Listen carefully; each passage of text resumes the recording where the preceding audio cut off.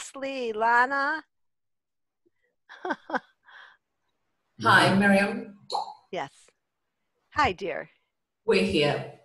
Just before we start, I'd like to dedicate today's share to the Ilui Nishmas of my mother, Lulu Khatun Batmatuka. And now over to you. Great. Chodesh Tov. At the end, we will have time for question and answers. And please don't rush off because I want to make an announcement at the end. Okay, go ahead. Okay, so I am Miriam Adahan, otherwise known as Queen of Solutions.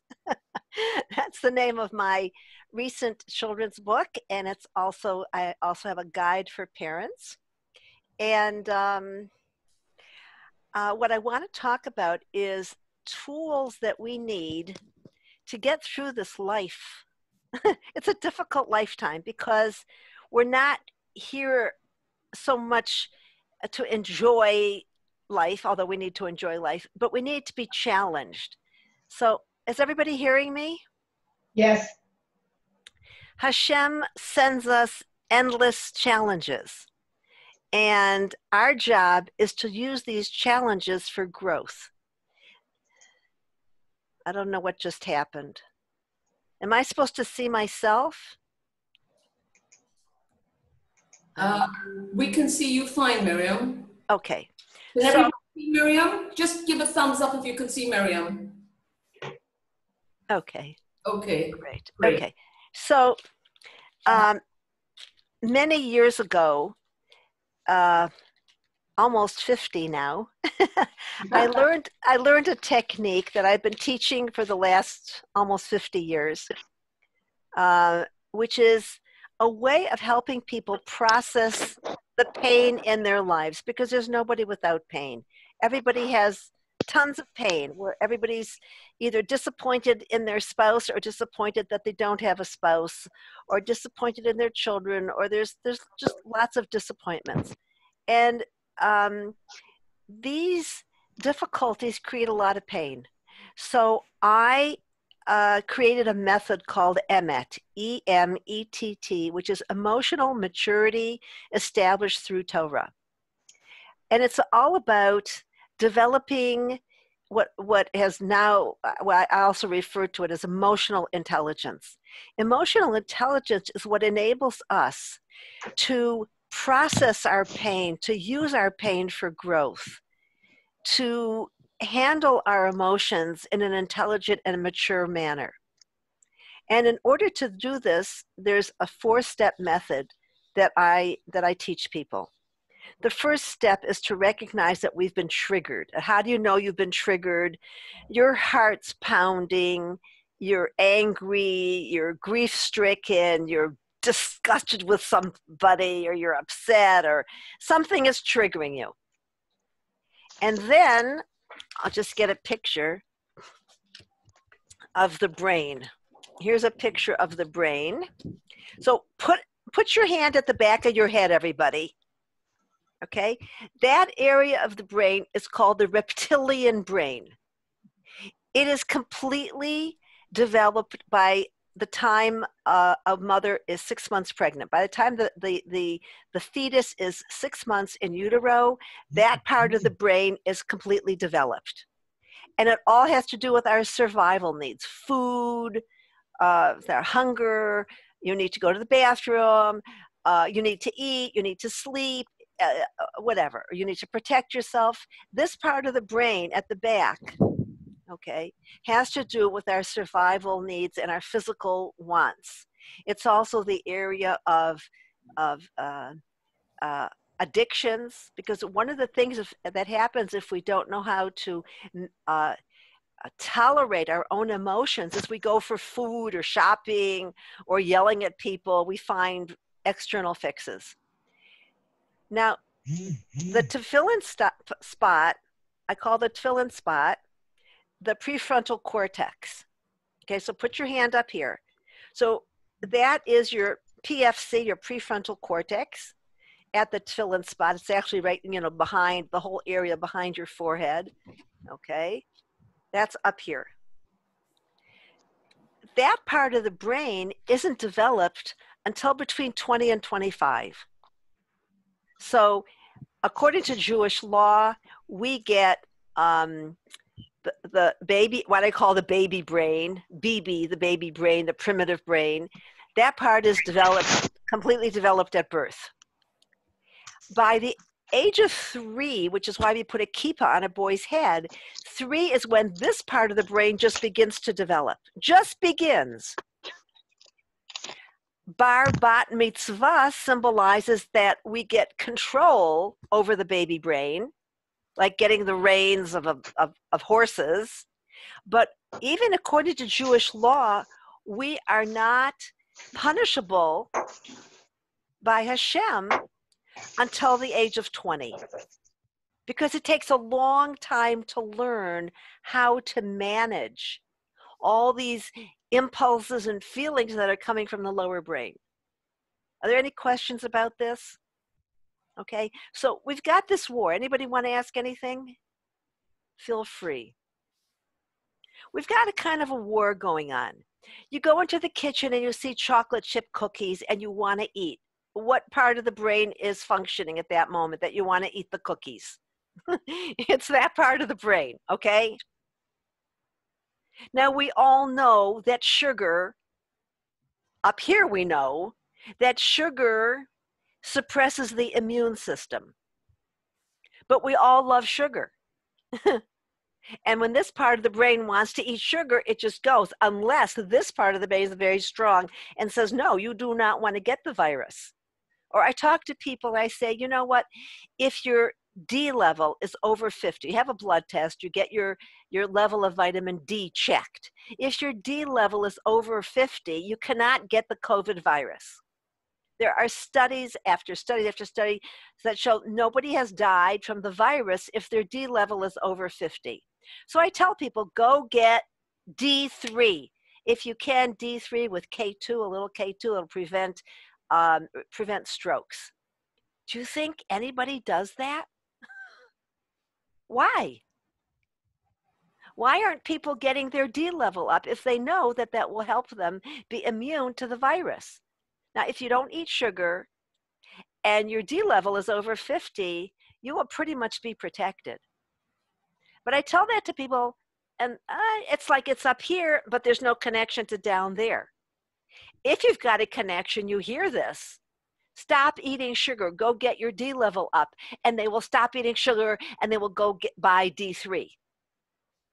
But if you're not connected, then, but there's the chocolate chip cookies and then there's the cake that, how could I refuse the cake? And there's the cheesecake and this cake and that cake. And I need it and I just can't live without it. So there's a war going on. And it's very important to know that this war exists. And I spend my life helping people win this war and notice when they're winning it. I call it the victory method. It's a victory mindset.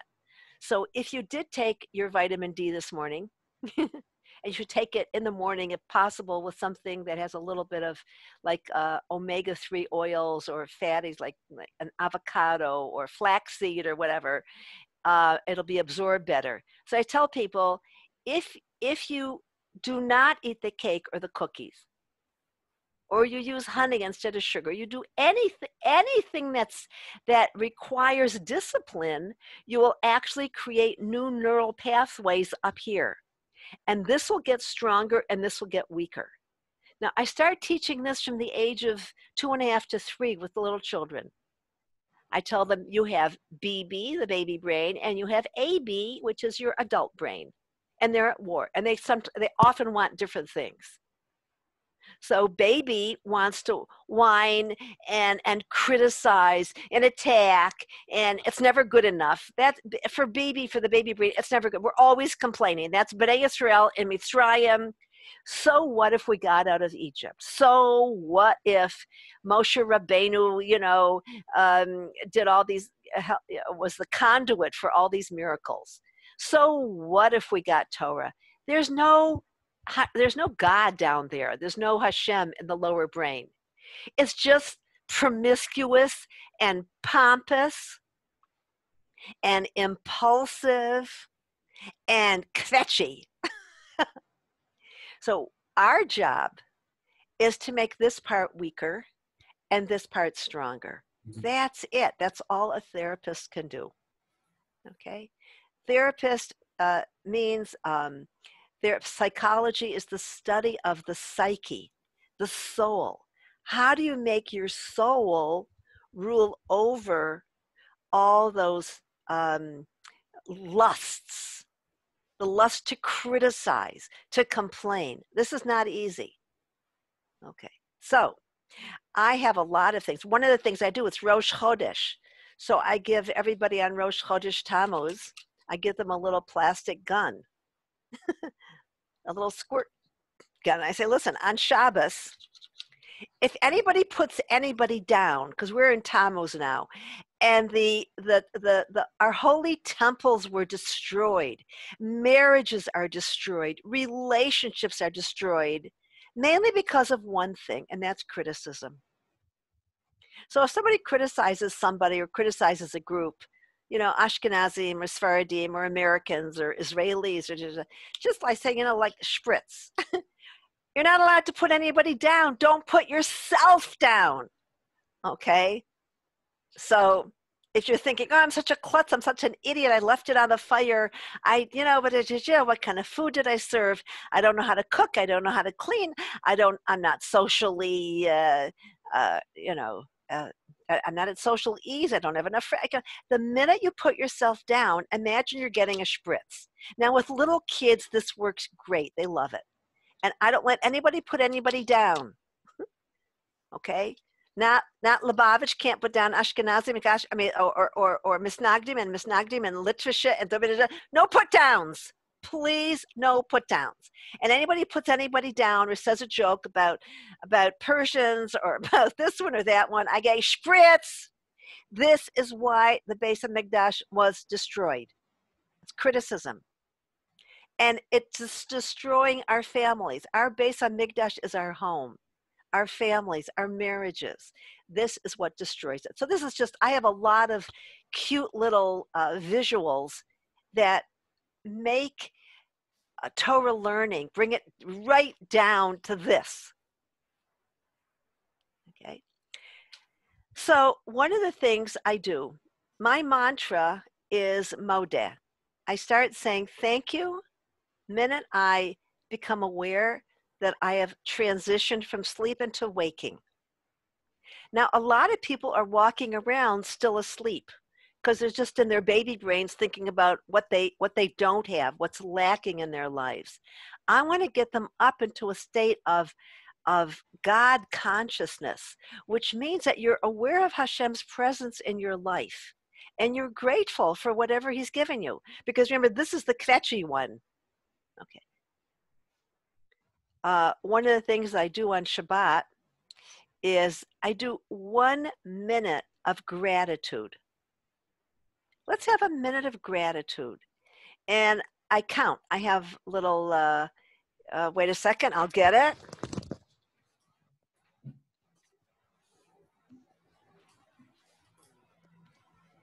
See, I like to make everything very real. So I bring this to the Shabbos table, and I have my little tickets. Okay, little tickets what you get if you go to something. Okay, lottery tickets or whatever. I have my tickets in here, and I say, let's see how many gratitudes we can get in the next minute. Sometimes I say, imagine that you were in Auschwitz, Chas v'sholom. Yesterday you were in Auschwitz, and today you're here. At the Shabbos table, what would you be grateful for? You got 1 minute, okay? A bathroom, toilet paper, food, drink, electricity, water, refrigerator. We start saying them. I say, how many can you get in a minute? And then I put for every one that they say, I put it in a little container, the lottery tickets. And then I say, not lottery, what is the word? I'm blanking. It's these little tickets. What? Cinema ticket? Raffle. That's the word. I was looking for raffle tickets. Okay. And then if we have another meal, I say, okay, so we've got 48 the previous meal, how many can we get the next meal? How many raffle tickets? Can we do even better? Now, gratitude is the very first thing you need to work on to get you from here to here, because this brain is always complaining. It's never grateful enough. It's not good enough. I have a husband, but he's this. Or I have a kid, but it's this. But I have a house, but it's too small. But I have this, but it's just always complaining. That's the baby brain. And the brain does have a negative bias. The brain will take a mistake that you made, or an insult that somebody made to you, or somebody didn't call, or somebody that wasn't nice. It will take anything negative and blow it up, because that was survival for us as kids. You better remember that if you touch the hot oven, you got burned. So the brain has this negative bias where it will make everything negative very momentous. So, hey, my husband brought me flowers, but he didn't buy me the color I wanted, or he should know better, or whatever. Or we have Shabbos food, but we didn't have this or that. So it's always coming. So we want to get in a gratitude mode. And that's why I suggest to everybody, just start saying thank you from the moment you wake up. Thank you, thank you, thank you, thank you, thank you. Especially if you're upset about something. Just start saying thank you. When my children were little, I'd say, thank you so much for giving me this opportunity to work on my middos. So if they spilled something or broke or did anything that was annoying to me, or they were fighting again, there they are quibbling and bickering and fighting, and so, okay, I'd say thank you so much, because Hashem wants to challenge us. And that's why we have all these disappointments and frustrations and insults and accidents and whatever. So I would just right away say, thank you so much for this opportunity to work on my middos. I can work on emunah, I can work on patience, I can work on humility, loving kindness, empathy. There's so much to work on. And if you're focused on what you're working on, then you won't be upset that you're not getting what you want. Okay? So we've got two little tools here, the little guns, the little spritzers, and the raffle tickets. You can all do that.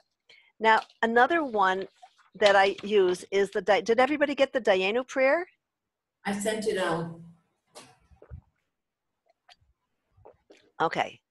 So the Dayenu prayer is another way of getting out of our lower brain, the kvetchy, complaining brain. By saying, and this is another mantra,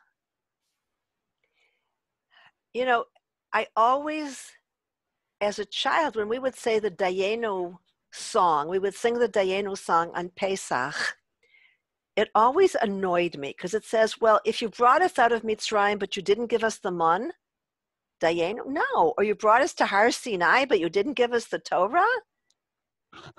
Dayenu? No. I don't like that song. No. Or you gave us the Torah, but you didn't bring us to Eretz Yisrael, Dayenu. And we kept singing, there's 15 Dayenos. And I would say, no, I don't agree with this. And then one day I understood what that's all about, which is that when we accept wherever we are at any given moment, that this is who we are and what we have, and we say Dayenu, then Hashem will lift us up to the next level. We will have inner tranquility, and everybody wants more tranquility. Everybody. Everybody wants to be more at peace with life. And then I understood the Dayenu, that Hashem will lift us up little by little. Now, a few weeks ago, I got a confirmation when I read that the Ohev Yisrael was the Apter Rebbe of Avraham Yoshua Heschel. Not the one from New York, but the one, he was the major disciple of Rabbi Elimelech of Lezhinsk. I think he was born in 1755 or something. Anyways, he said the source of all insanity and depression is not accepting where you're at,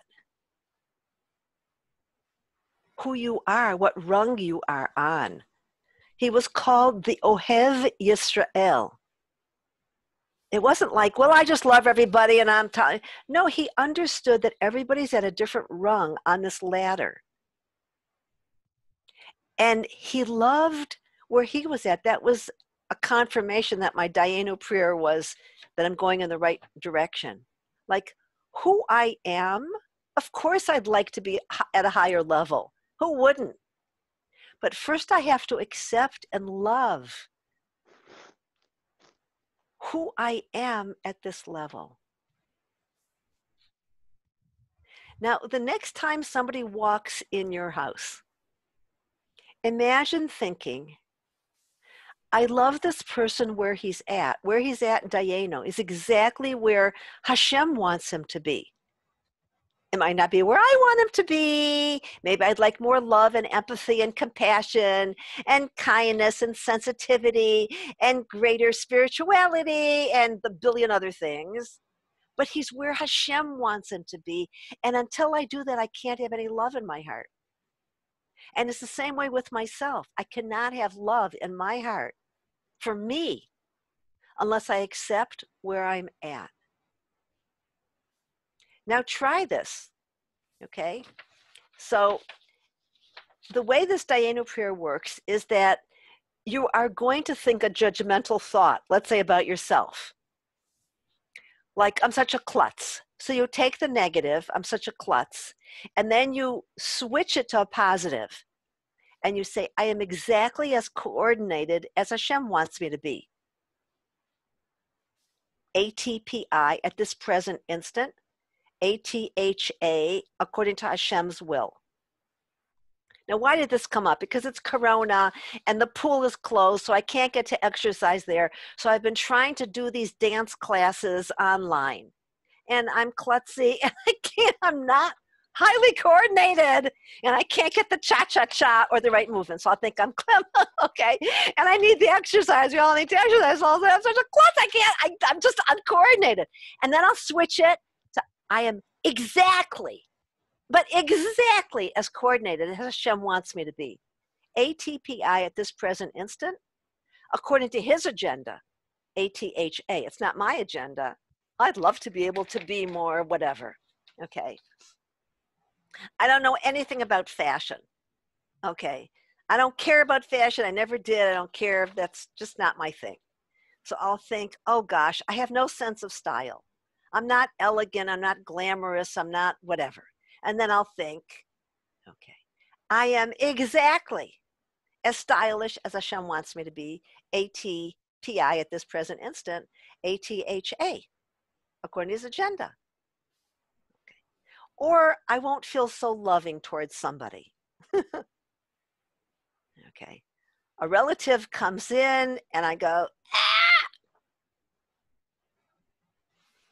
Okay, and I'm having some judgments. And I'll say to myself, just to keep my heart quiet, I say, I am exactly as loving and loved. I am exactly as loving towards that person and feeling as loved in return as Hashem wants me to be. ATPI at this present instant, according to his agenda. Of course, we all want more love and security and understanding and support and validation. Everybody comes to me, my husband doesn't validate, doesn't understand. I say, ATPI at this present instant, your husband or your wife understands you to exactly the extent that they are capable of, according to Hashem's agenda. But I want more. That's the baby brain. Crying, I want more. So this is the path to inner peace. When you find yourself dissatisfied, disappointed, frustrated, okay? Now, for a while, we haven't had any bad traffic jams. But imagine being in a traffic jam, especially to Beit Shemesh, what used to be when there was one lane. Thank God there's more lanes now. But imagine, like, why isn't it going faster? and you're thinking this line is going exactly as fast as Hashem wants it to go, ATPI at this present instant, according to his agenda. Now just feel the difference of what goes on inside of you. You feel that little bit of inner peace. Does anybody get that feeling? Okay. Somebody's going to walk in. You're going to be in contact. Somebody's going to call. Okay. Now you might think about this grandchild or this child. How come they don't call more often? Don't they care? They're not calling. They're not coming. Nobody cares. Nobody's concerned about me. Everybody's so selfish and self-centered and in their own life. Okay. You can feel what that does to you. And then if you say, you know what? I'm getting all the love and understanding that Hashem wants me to have, ATPI at this present instant, according to his agenda. And you feel that your body changes. You're going to feel it inside your body. And that's what I want you to feel, that there's an internal change. When you're angry and upset and disappointed and frustrated, you are producing, your body's just going to naturally produce cortisol. And cortisol is not good for your body. It's the source of most illness. So you want a very tiny cortisol level. You need cortisol if there's you know, like, I don't know, there's a scorpion or a snake, or you got to rush to the bus or something's happening. Okay, but you don't want a lot of cortisol in your body. Now, this part of your brain is going to be producing cortisol because you're always unhappy. This part is going to say, you know what? I'm getting everything Hashem wants me to have. I'm always getting what Hashem wants me to have. You know, people will say, my wife's so cold and unaffectionate, or my husband doesn't understand and isn't as warm and caring and concerned. Everybody's always complaining about their spouse or their children or whatever. And then I say, just try it. You don't even have to say it sincerely. Just try saying, Hashem is always giving me everything I need. Okay, this was the problem with the complainers in the desert. They had water, they had food, they had mun, okay? And then you had the complainers, the mit onanim. In Hebrew, that has to do with people who are grieving, the grievers, the chronic complainers and kvetches, that they discouraged everybody. They put everybody into a panic. And made Hashem very upset, and Moshe Rabbeinu very, very upset. They're always complaining. And Korach, I mean, just whatever, such contempt for Moshe. So what we want to do, and that's why I have, if you don't have it, just say, you might think, a lot of people will tell me, I haven't accomplished enough in life. What does that do to you when you think I haven't accomplished in life? Does that produce happy neurotransmitters, or does that discourage you? So this is going to be the voice of discouragement and despair. And this is going to be the voice of acceptance of Hashem's will. And that will bring you up. Okay, should I stop here and ask for questions? If anybody has any questions, unmute yourself and ask. If not, Miriam will continue. Hello. Hi. Hi. When you say about saying about yourself, not about other people, but about yourself, that I'm just where I should be, isn't that kind of taking you, this is as upset, or this is whatever it is, isn't that in a way taking you off the hook of having to do better, grow, have control, positive things? Not in a negative way of putting yourself down, but of working on yourself. If the idea is wherever I am, that's where I'm supposed to be. I'm talking about this instant. This is called the paradox of growth. That a person doesn't grow unless he accepts where he is at this moment. That's what the Apter Rebbe was talking about. Of course, we all want to grow, but the path to grow is not beating ourselves up. And if I'm always saying, oh, I'm just such a failure, I'm such a failure, I'm such a failure, I'm not good enough. I even have a not good enough monster here. Okay. I work with puppets. This is my not good enough monster. Okay. And most people have this going in their heads. You're not thin enough. You're not spiritual enough. You're not smart enough. You're not brilliant. You're not productive. You're not neat enough. It's this not good enough.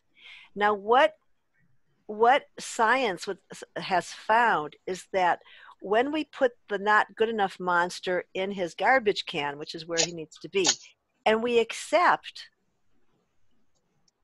and we begin to love ourselves as we are. Now, I've been doing this work for 60 years, so I see this.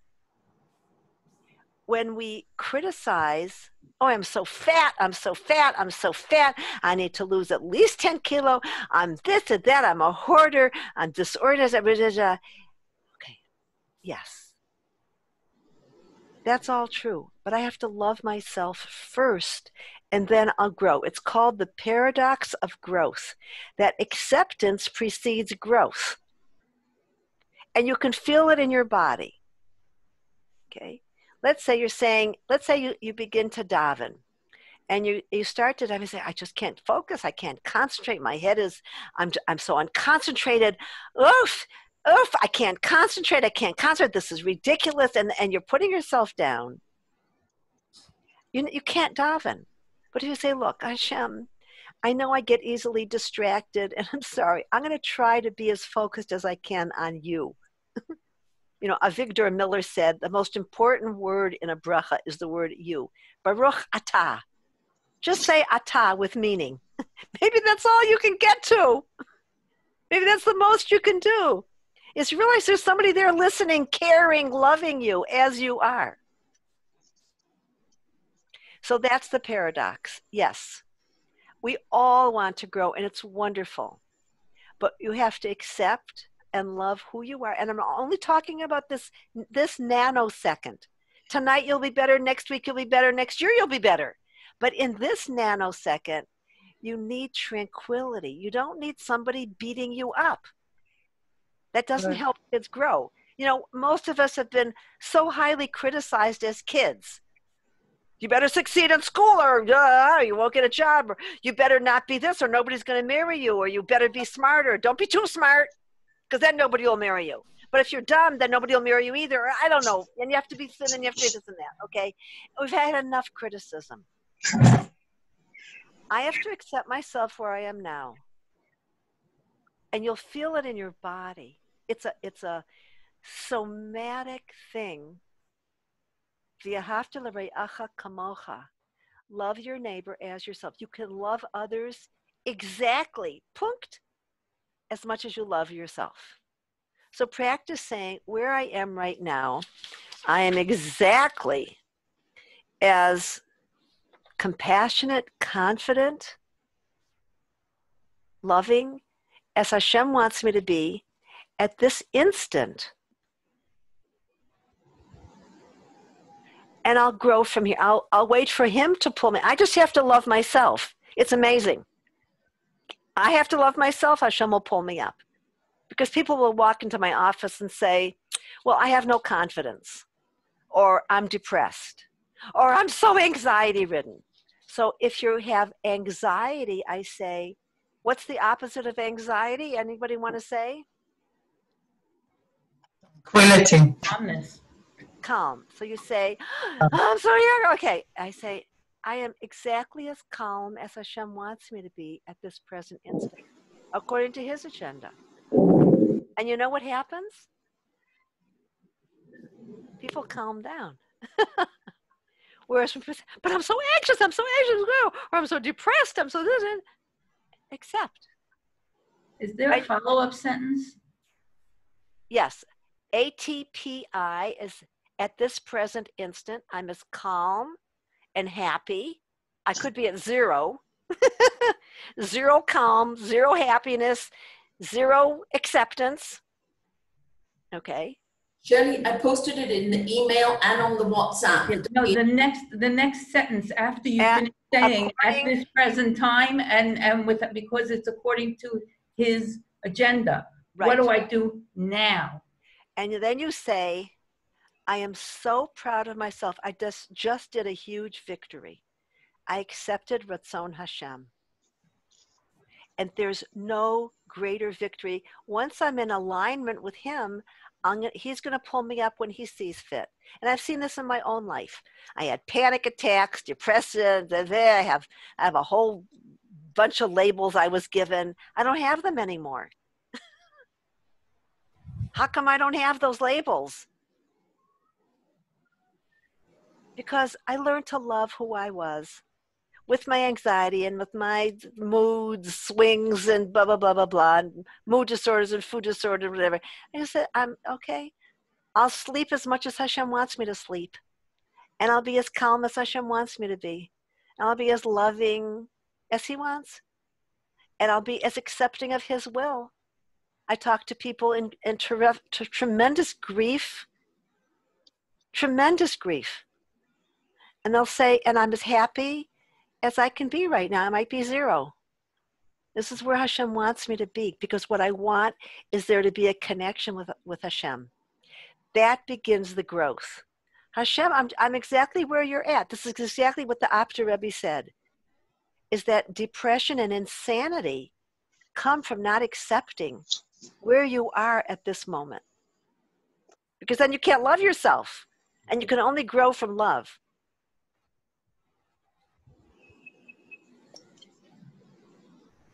You mentioned before about the baby brain and the adult brain. The adult brain, you said, grows at what age? 20, 25? You have the most Develops? It has the most cells at between 20 and 25. Most people never get up there. You see people driving cars and they're down there. Where are, hello, you're driving your car like a maniac. Okay, you could be 30 or 40, but you're down there, not up there. So the most cells are really between the age of 20 and 25, but we can always create new neural synapses. That's what okay, fine. That's what I was looking for. All our lives, we create these new neural synapses through being aware of our acts of kindness, our acts of self-control, by being and it's an act of Kabbalat Ratzon Hashem. That's the Boger brain. If anybody wants, I have cute little videos that I've done with my grandchildren at the age of 3, where they were hitting, okay? And I say, oh, you were hitting, okay? Are you ready to go up to your Boger brain? 3 years old. Can you go up to your Boger brain, or you're staying in your baby? And they'll say, no, I want to stay more in my baby brain. Okay, so I'll help them to go up, and they're very aware that's how they talk. I just wanted to ask a question about being critical.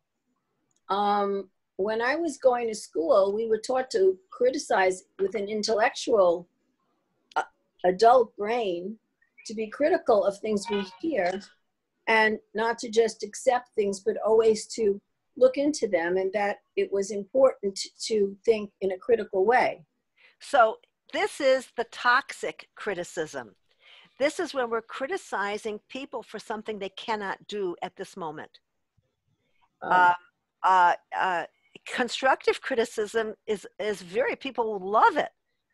If I want to go, somebody sent me a poem and she had spelled a word wrong, and she wants to publish the poem, and I wrote back that she had written, she had spelled it wrong. She was so grateful, because if she had sent it off, it would have been very embarrassing. So constructive criticism keeps people from being ashamed, whereas the toxic criticism, never good enough, never good enough, never good enough, that will keep people from growing. So you have to know, does this criticism help a person grow? This is a fundamental Torah principle from Vayikra, 19, 17, 18, it says, yes, we should rebuke and we should criticize, but you have to have love in your heart. For yourself as well. Because I mean, If I can make something right, if I could be more coordinated or whatever, fine, but okay, I'm still working on that one. But I have to accept that I'm not a great cook, and I eat very simply, and that's not going to happen this lifetime, and I'm not going to criticize myself. You want fancy food? There's the restaurant. Not here. How can we access your videos, you said? I've been teaching for Jewish workshops for the last 8 years. Every Monday at 9 o'clock at night, I talk about growth and how we can grow and how we can learn to love ourselves. So can we access those? Yes, you can send me an email, Miriam Adahan 13. 13 is the gematria for love. Yes. At gmail.com. Thank you very much. I'll send you links. Thank you very much. To Jewish workshops. Miriam, would you send it to me and I will put it on the group? Yes, I'll be happy to. I'll put it out for everybody on the email and the WhatsApp. Thank you very much. And I didn't get Dayenu. I didn't get the Dayenu. Okay, if you WhatsApp me or email me afterwards privately, I'll be happy to send it to you. Thank you very much. Every moment of life, when you hear his voice, and it doesn't stop. I mean, I'm telling you, till the day you die, it's going to be chippering you. Okay. Now, see, if he says you didn't take your vitamins today, then I'll be very grateful. Okay. Now, I get up in the morning and I have my 2 cups of warm water with a squeeze of lemon and my vitamins, and I don't miss a day with vitamin D. So if it says you didn't take, that's coming from love. So there is another voice in my head that says, Miriam, I love you. Please make sure you take your vitamins. Please, Miriam, get your sleep. Miriam, that's constructive. Miriam, turn your computer off by 11 so you get to bed on time. That's a constructive voice. This voice is, it's not going to happen. And no wonder nobody likes you, and no wonder you don't have any social. Okay. So we're hearing voices in our heads. I'm not schizophrenic, but we do hear these voices, and we want to hear a very loving voice that says, take good care of yourself, set protective limits, make sure you do not eat sugar or overdo it, or have 1 cookie instead of 10. It's not a chesed to give your guests sugar. And make sure that everybody is taking their vitamin D. That's coming from here. That's a loving voice. So the most important thing is that when you hear a voice that says inside your head, people will say, I never follow through. I'm so unconfident. I have no self-discipline. I can't control myself. I just get angry. I just eat whatever I want. All this fetching and complaining and being in what I call victim mode. Okay. Then we have to come up here. This is where we take charge of our lives, of our mental and physical health. And it's possible to do that. A lot of times, parents will tell me, well, I can't stop screaming at my kids. And I said, if somebody would come in the room and the kid would break something very precious and somebody would say, I'll give you $10,000 tax-free into your bank account right now if you tell the child, thank you so much for giving me this opportunity to work on my middos. Would you do it for the 10,000? You bet. So what does that say? All these people say, I can't stop screaming at my kids or hitting them or criticizing them. Or every time my husband comes in, I just have this critical remark. Hi, we can't hear you. What happened? Hello? We can't hear. I hear. I hear everything. Good. I can hear too. Thank you. I have no problem hearing. I can hear as well. I hear all of you. Okay. So what I want you to do is whenever you do an act of chesed, that's difficult. Whenever you are doing an act of self-control, and we all have lots of acts of self-control. You didn't say everything you wanted to say. You didn't eat everything you wanted to eat. Just say, I had a victory. Tell people I had a victory. And you will help yourself to stay up here. So I have a whole lot of tools that I give. So the Dayenu tool is very important.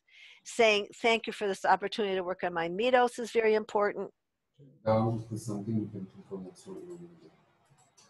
Okay. Is there a question?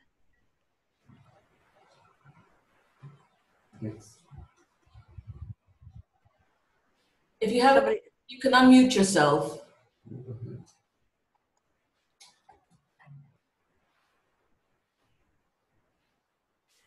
Miriam, do you have touch on the boxes a little bit? Okay. So let me get the boxes.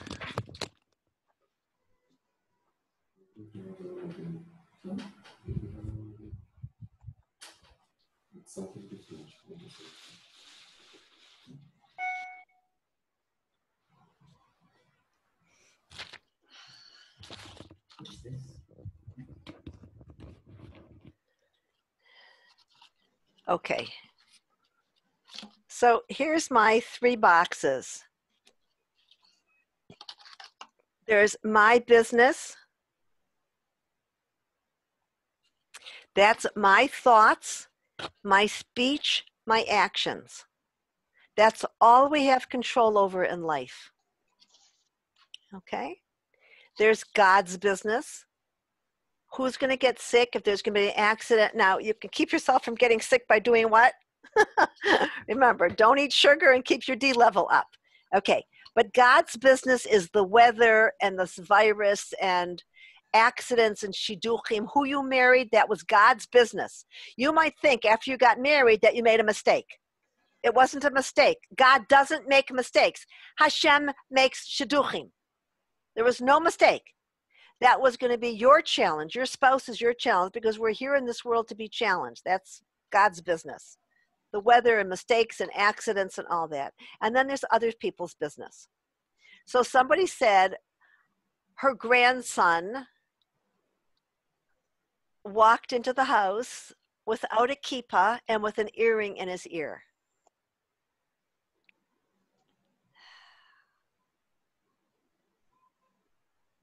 She felt her feelings and she said, my business is to say, hi, honey, it's so good to see you.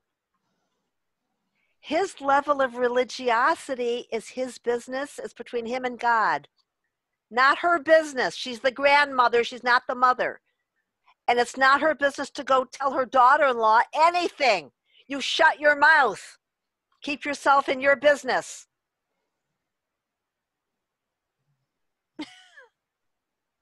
Okay. I have another one just called. She's got a 33-year-old daughter who's not married. And it's her only child. One child, not married, brilliant, beautiful. Garnish, nothing, there's no, okay? Now, her business is to work on Kabbalat Ratzon Hashem. And her ability to accept Hashem's will might be at 0.0001%. How do you accept that? Is wherever I'm at. So I taught her the Dayenu prayer, and she says that's the only thing that keeps her sane. It's God's business who she marries, if she marries. Huge pain. And it's her daughter's business that she goes out and doesn't like these guys. And her mother has to not interfere with that. That's her business.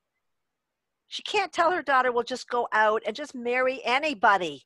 You can't just say that to somebody, just marry anyone. Okay, so that's the idea of all day long, you stay in your business because otherwise you're wasting your time. and we don't have so much time. Our time is very precious. You have to know what you're doing with it. So to help us, I have these, it took, there were 39 malachas that we needed to build the Mishkan. So I have 39 sanity cards that keep us up in our upper brain. And this is what I teach people. So these are my 39, I call them my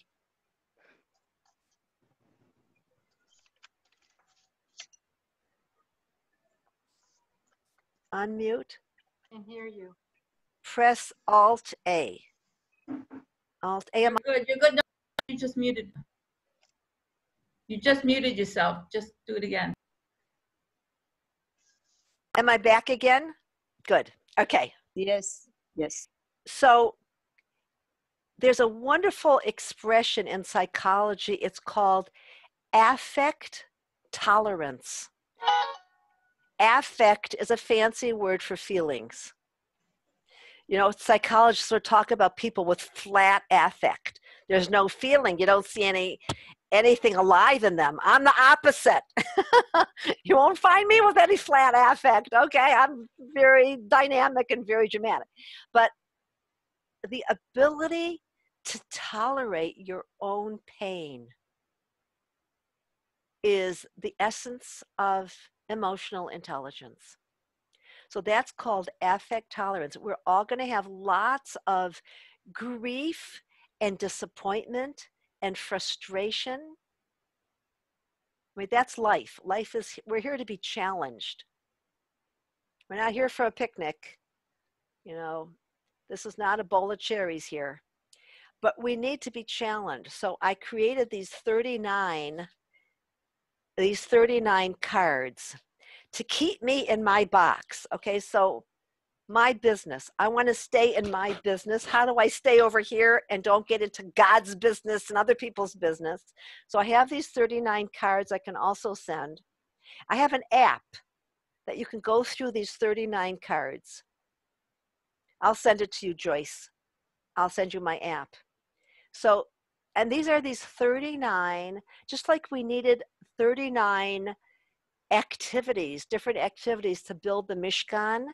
We need 39 activities to build the Mishkan in our hearts, to stay connected and in alignment with Hashem.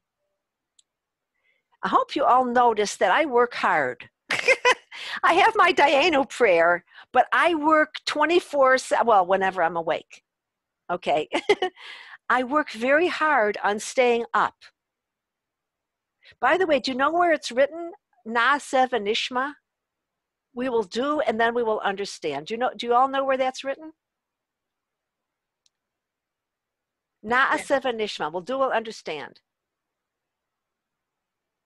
It's written in Sefer Shmos 24/7. Look it up. Is that spectacular? Wow. Parshat B'Shalach. Right. No, it's actually Yitro. Yeah, Yitro. Na'aseh v'nishma. They were at Har Sinai. They said, we'll do and then we'll understand. That's the same way with the Dayenu prayer. You'll do it and then you'll understand. So look up Sefer Shmos. Where will you find it? 24/7. 24/7. If that's all you remember from this hour, fine. Okay. So this is how I stay in my box. Miriam, give in for peace. Miriam, it's a discomfort. It's probably not a danger. Most of life's difficulties are discomforts, not dangers, right?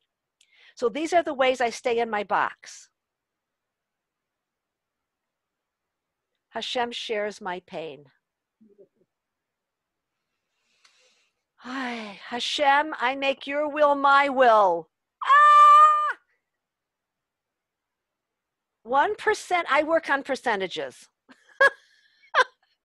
This is 0.1% at a time.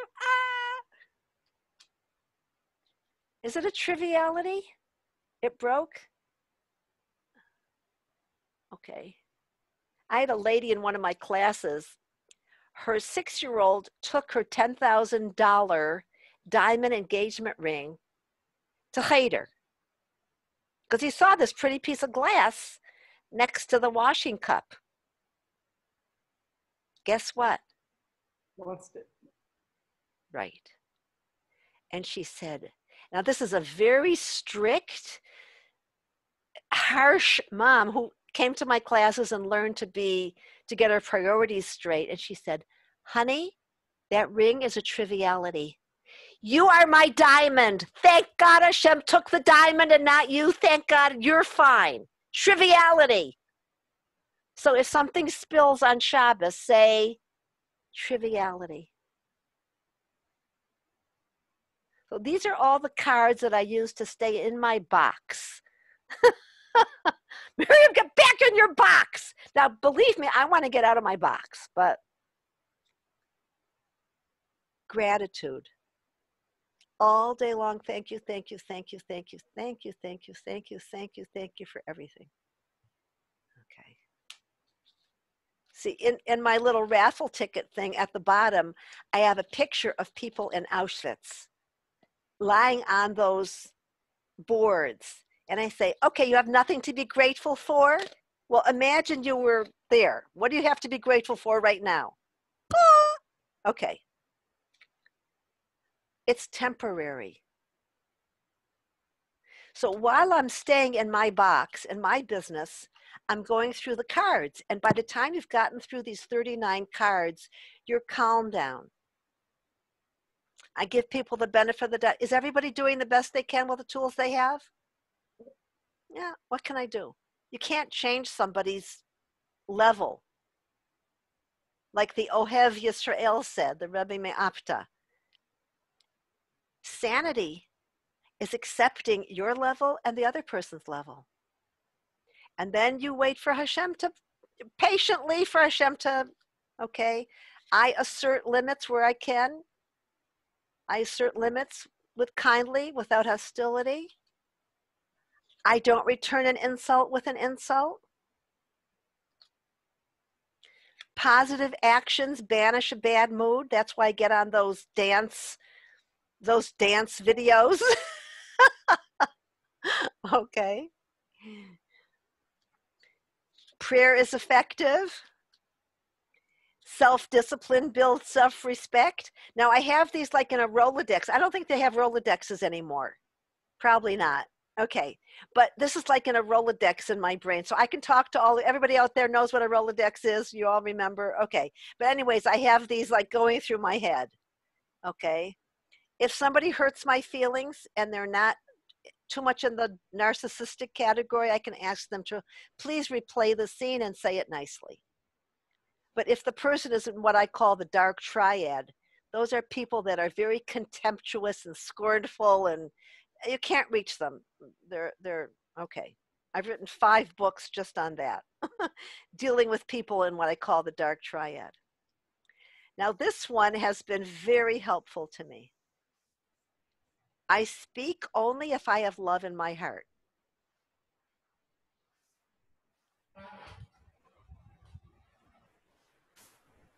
And if I don't, guess what? Zip it. Right. So we did 16 out of the 39. Anyways, thank you all for being here. It was a pleasure. Miriam, Suzanne just had a question for you. Suzanne, if you unmute yourself, you can ask Miriam now. Okay. Suzanne, are you there? I would like to ask a question. Okay, go ahead, Elaine. Thank you. Did you say you had a book on the dark triad or something? Yes, I've written 5 books on domestic violence because that's the major thing that a psychologist deals with, is the helping people recover from physical and verbal abuse. So I have 5 books on that subject. Where can we buy that book? There's one called Sticks and Stones. It's sort of been banned. I don't know. In some areas, there's people that don't want They don't want anybody to know what the dark triad is because there's so many of them around. So the dark triad doesn't want anybody buying my books on the dark triad because then you'd wake up. But there's one called I Thought It Would Be Different. I have a book called From Victim to Victor. I Thought It Would Be Different, Sticks and Stones. And ask in your local bookstore. It's a Feldheim book, Sticks and Stones. And can we buy it from you if not, or? I have it in my house, yes. Okay. Well, how do I get in contact with you? I can also send, Joyce, if you want, I have about a 15-page little booklet I can send to you on how to identify people in the dark triad. And you really you just stay away from them. And I think I have people coming now at 4 o'clock. Thank you very much. It was really... Maybe we can do this again if you want. I can have a whole hour on the dark triad on what to do. That's my main subject. That's what a therapist deals with, is recovery from having, I mean, it's the dark triad that sends the people to the therapist because they don't go to therapists. They don't seek therapy. They send us there. Where can they buy your cards? In my home. Or if anybody's coming from Beit Shemesh, I can get some to you. I have the cards. I can get the cards to you, and people can take them.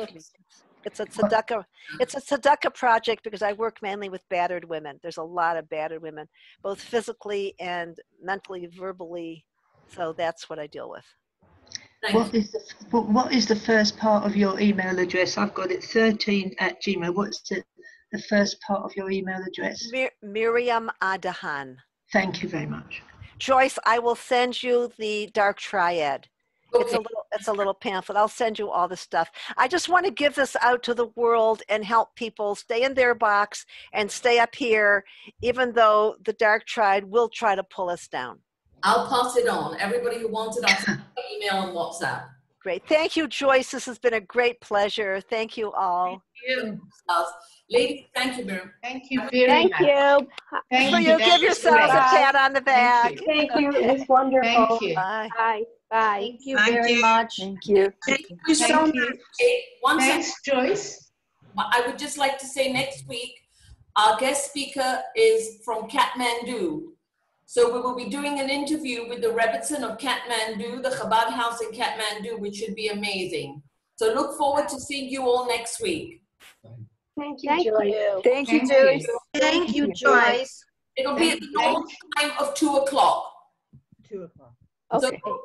I Is this recording available? Is this recording available? will send it out. I will send Oh, thank you so much. Joyce, next week at 2 o'clock. גיל למצוות, תודה רבה. Thank you. You're welcome. You're welcome. Thanks very much, Joyce.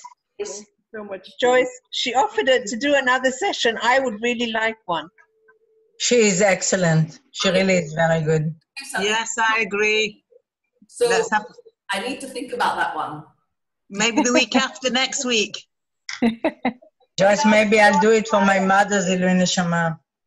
Maybe she can talk about the dark triad. Yeah, that would be good. Pardon? Maybe She's she can down to, talk about the dark triad and how to recognize it and what it is. Like I said, I'm offering this as a free service, but not all my guest speakers are free, so then that's on us. Oh, okay. We do this, periodically. Okay. As much as I would like to do it more regularly, Joyce, Joyce, is it possible for us to contribute to this? Yeah, we could chip in. We could all chip in. Yeah. Okay, you know what? Let's think about it. If anybody That's wants to make a dedication, that's a good idea. Yeah, Very we good. have to chip in. Okay. my own mother's Yerusite. If anybody has a Yerusite coming up and would like to cover the cost of the speaker, I guess that's available to them. Okay. All right? Okay. Everybody, Okay, great. thank you. Have a great week. Thank you. Thank you. Thank very much. you. Thank you very much. Very good. Bye. Thank you so much for your organization. Thank you. Chodesh Tov. Chodesh Tov. May your mom's Chodesh neshama Tov. have an aliyah. Thank you very much, Joyce. It's Libby. I really enjoyed it. Thank you for arranging it. You're welcome. You're welcome, Libby. I'm glad you enjoyed it. Thank you, Joyce. It was brilliant. Thanks. And your mothers and Shama should have an aliyah. Amen. Yes, Erichas Yamim. Amen. Thank you. Somebody has to close it.